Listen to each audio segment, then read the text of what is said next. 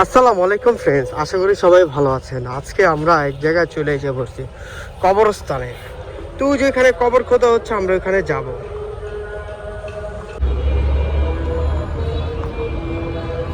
আমাদেরকে একদিন মরে যেতে হবে, ঠিক আমাদের কবরটাও অন্য মানুষরা এভাবে খুঁড়বে।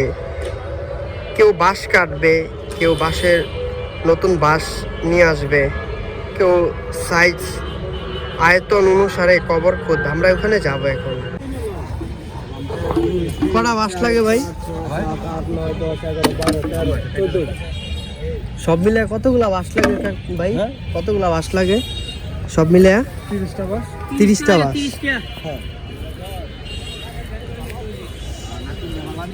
ঠিক আমাদের মৃত্যুর পরে এরকম একটা ঘর তৈরি করা হবে, যেখানে উপর দিয়ে 30টা বাঁশ লাগবে। আর চালনি কটা লাগবে ভাই? তিনটা চালনি লাগবে, একটা দুইটা তিনটা, উপরে ঢেকে দেওয়ার জন্য।